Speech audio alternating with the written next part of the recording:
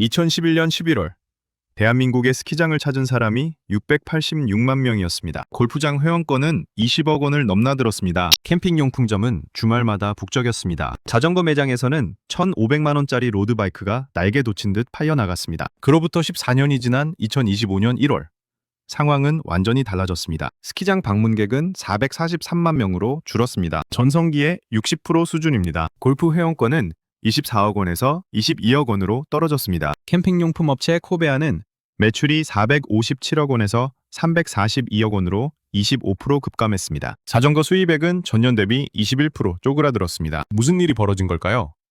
왜 골프, 캠핑, 자전거, 스키, 낚시가 동시에 무너지고 있는 걸까요? 오늘 이 영상은 여러분의 주말을, 여러분의 취미를, 여러분의 삶의 질과 직결된 이야기입니다. 끝까지 집중해서 들어주십시오. 지금 대한민국 레저 산업에서 벌어지고 있는 일은 단순한 불황이 아닙니다. 중산층 여가 생활의 종말입니다. 자, 지금부터 5가지 징후를 하나씩 살펴보겠습니다. 첫 번째 징후부터 시작하죠. 2024년 7월 남부 컨트리클럽 회원권 가격이 24억 원을 찍었습니다. 불과 4개월 뒤인 12월 22억 2천만 원으로 떨어졌습니다. 2억 원이 증발한 겁니다. 남부CC는 한국의 황제, 회원권이라고 불리는 곳입니다. 회원이 194명밖에 안 됩니다. 국내 18홀 회원제 골프장 중 최소 회원 수를 자랑하죠. 돈만 있다고 살 수 없습니다. 기존 회원들이 라운드를 함께하고 매너와 품성을 평가합니다. 범죄 전력도 꼼꼼히 확인합니다. 가평 베네스트 골프클럽은 더 심각합니다. 2024년 7월에 15억 5천만 원이었던 회원권이 12월에 13억 8천만 원으로 떨어졌습니다. 10%가 넘는 하락입니다. 불과 4개월 만에 1억 7천만 원이 날아간 겁니다. 2025년 코로나 시절엔 어땠을까요? 황제 회원권들이 천정부지로 치솟았습니다. 남부는 2021년 10월에 13억 5천만 원이었습니다. 1년 만에 19억 6천만 원까지 올랐습니다. 6억 1천만 원이 오른 겁니다. 가평 베네스트는 더 극적입니다. 2020년에 6억 7천만 원이었는데 2021년에 14억 원까지 뛰었습니다. 2배가 넘게 오른 거죠. 왜 이런 일이 벌어진 걸까요?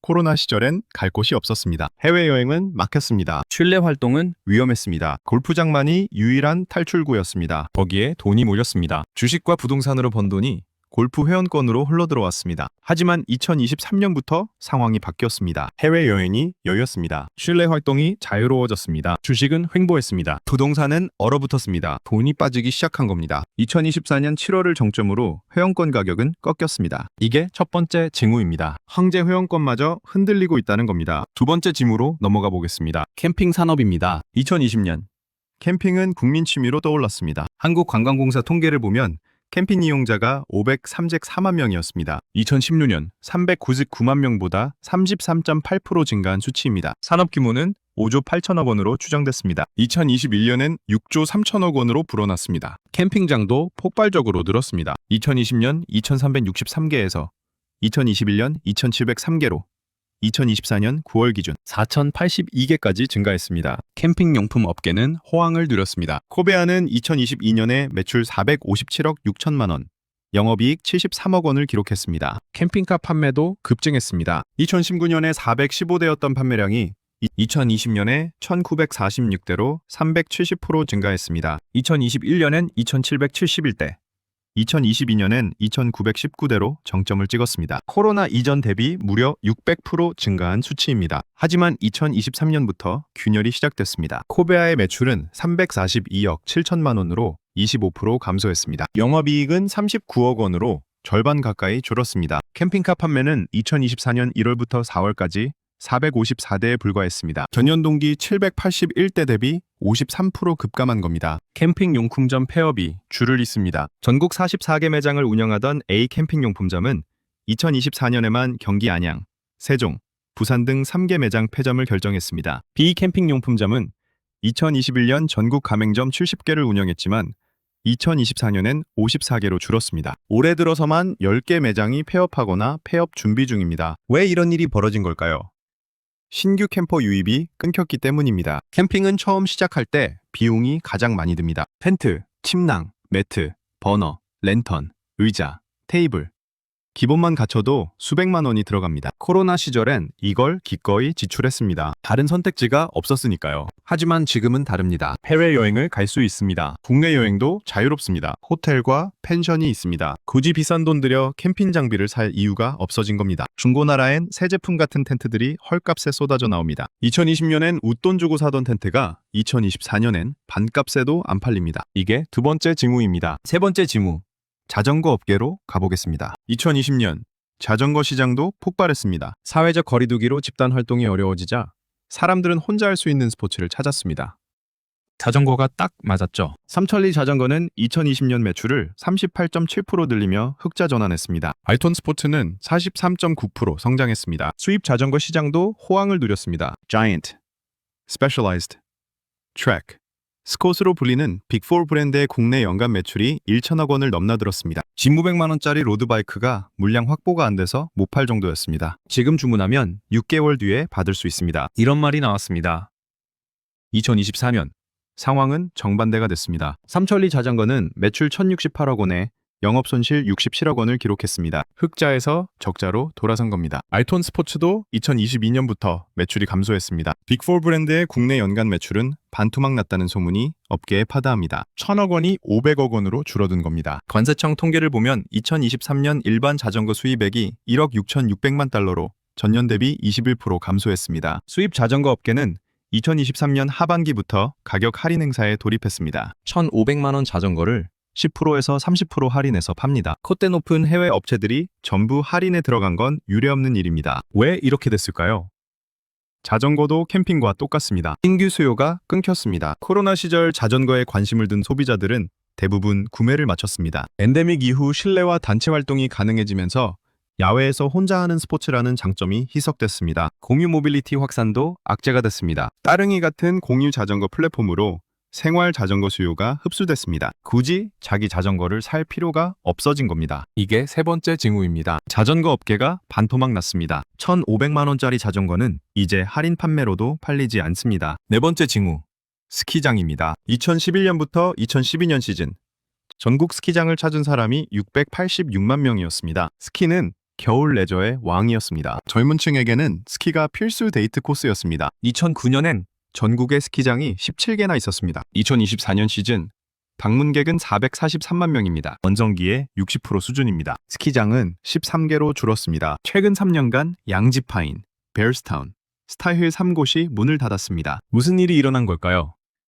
기후변화가 직격탄을 날렸습니다. 자연설이 줄어들고 인공제설에 필요한 영하권 기온 확보가 어려워졌습니다. 평균 운영 일수는 10년 전보다 20%에서 30% 줄었습니다. 시즌 개장이 1주에서 2주씩 늦어지고 마지막 시즌 정리도 앞당겨집니다. 인공제설 비용은 급증했습니다. 개설기는 영하로 내려가야 가동할 수 있는데 최근 겨울엔 이런 조건이 확보되는 시간이 크게 짧아졌습니다. 물 사용량과 전력 비용이 치솟으면서 일부 중소형 스키장에선 제설기를 돌리는 것 자체가 적자라는 말까지 나옵니다. 스키장은 단순한 레저 시설이 아닙니다. 하나의 지역 경제 생태계를 이루는 핵심 시설입니다. 슬로프 주변엔 렌털숍, 호텔과 펜션, 식당, 카페, 택시, 지역 관광버스 업체가 밀집해 있습니다. 이들 소상공인은 겨울 매출의 60%에서 80%를 스키장에 의존합니다. 평창의 한 스키장 주변 업주는 이렇게 말합니다. 스키장이 한 시즌만 닫아도 지역 주민 수십 명이 일자리를 잃습니다. 관광객이 끊기면 숙박과 식당은 물론 마을 자체가 침체됩니다. 젊은 층에서는 스키는 비싸고 위험하다는 인식이 남아 있습니다. 20대와 30대는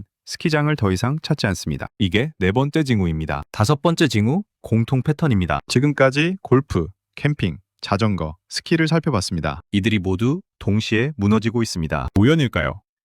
아닙니다. 명확한 공통 패턴이 있습니다. 첫째, 베이비 부머의 은퇴입니다. 1955년부터 1963년 사이에 태어난 베이비 부머 세대가 대량 은퇴했습니다. 이들은 한국 경제를 이끈 주역이었습니다. 소득도 높았고 소비력도 강했습니다. 골프, 캠핑, 자전거, 스키, 낚시를 즐겼습니다. 하지만 은퇴 후 소득이 줄자 레저 지출을 대폭 줄였습니다. 둘째, MZ세대의 거부입니다. 1980년대 초반부터 2000년대 초반 출생한 MZ세대는 레저에 대한 생각이 다릅니다. 골프는 너무 비싸고 시간이 오래 걸립니다. MZ세대는 넷플릭스를 봅니다. 유튜브를 봅니다. 게임을 합니다.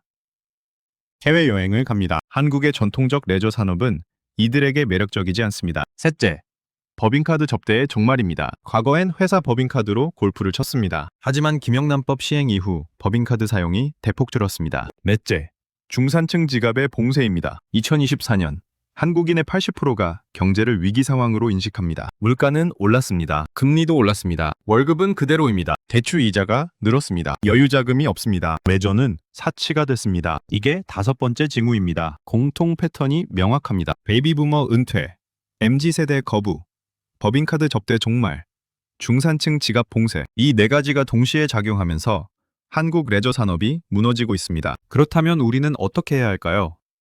세 가지 전략을 말씀드리겠습니다. 전략 첫째, 돈 안 드는 취미로 전환하십시오. 골프 대신 등산을 하십시오. 캠핑 대신 공원에서 피크닉을 즐기십시오. 비싼 자전거 대신 따릉이를 타십시오. 돈이 들지 않는 취미로 바꾸는 겁니다. 전략 둘째, 공유 경제를 활용하십시오. 골프 회원권을 사지 마십시오. 비회원, 그린피로 가십시오. 캠핑 장비를 사지 마십시오. 렌털하십시오. 소유하지 말고 공유하십시오. 초기 비용을 대폭 줄일 수 있습니다. 전략 셋째, 비수기와 할인을 공략하십시오. 골프는 평일 오후에 가십시오. 주말보다 30%에서 50% 쌉니다. 캠핑장도 평일에 가십시오. 스키장도 평일 주간에 가십시오. 타이밍을 잘 잡으면 같은 돈으로 2배 즐길 수 있습니다. 이 세 가지 전략을 실천하십시오. 자, 이제 정리하겠습니다. 대한민국 레저 산업이 동시에 무너지고 있습니다. 골프 회원권은 폭락했습니다. 캠핑 용품점은 폐업하고 있습니다. 자전거 업계는 반토막 났습니다. 스키장은 네 곳이 문을 닫았습니다. 왜 이런 일이 벌어진 걸까요?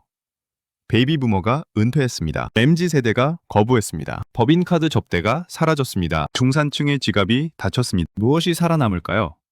극단만 살아남습니다. 초저가 아니면 초고가입니다. 중간은 사라집니다. 이것이 중산층 여가 생활의 종말입니다. 하지만 포기하지 마십시오. 방법을 바꾸십시오. 돈 안 드는 취미로 전환하고 공유 경제를 활용하고 비수기와 할인을 공략하십시오. 지금 이 순간부터 시작하십시오. 당신의 여가 생활은 당신이 지켜야 합니다. 여러분은 어떠신가요? 골프를 포기하셨습니까? 캠핑을 그만두셨습니까?